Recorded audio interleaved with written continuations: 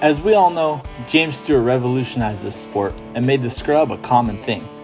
These days, riders from the 50 class to the over 50 class scrub.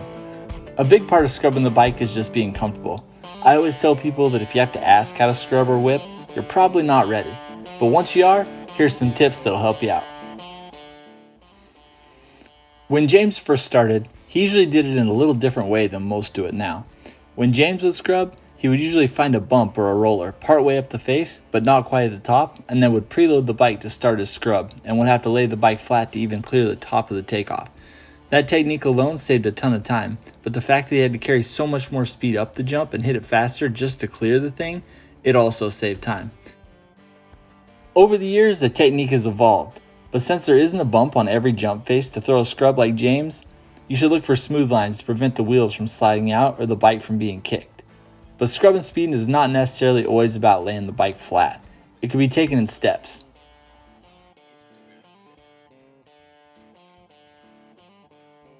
To start with, pick a safe tabletop jump with a long landing and a mellow face to practice and get the technique dialed.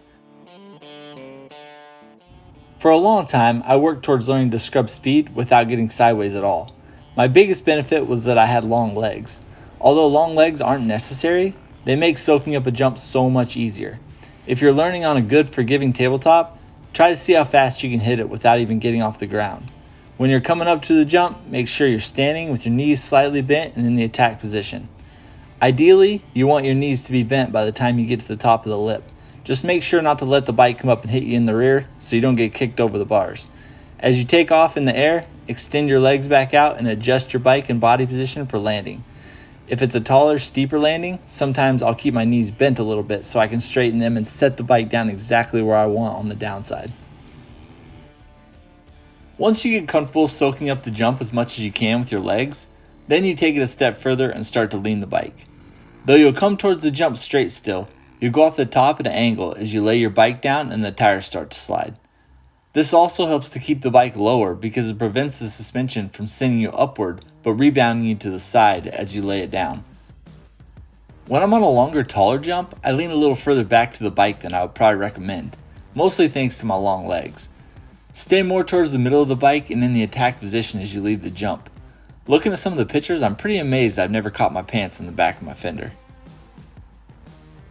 If you watched Kevin Windham over his career, you'd see a lot of whips, but probably not very many scrubs. He would just soak up the jump with his legs. And while laying the bike flat does save you some time, it could also land you flat on your head, just like it did with Kevin at Houston of 2012.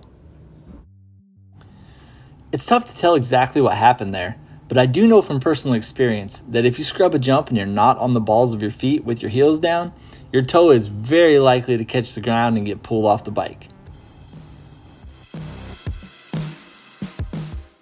I was in the right spot on my foot peg here, but when I hit the jump, my foot slid forward because my heel wasn't dropped far enough back.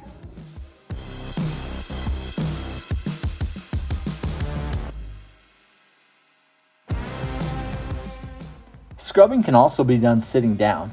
This is even more important to find a smooth line. When you're sitting, your legs aren't helping you soak the bike up anymore, so you just have to carve and lean the bike even further. I also find that sitting down off the face makes it easier to get the bike back straight quicker and get on the gas. Also, turning the bars down as you go through the air will help. On a smaller jump, turn the bars quicker and more aggressive, but on a bigger jump, do it a little bit slower. If you do it too quick on a big jump, your bike will try to come back too far before you land.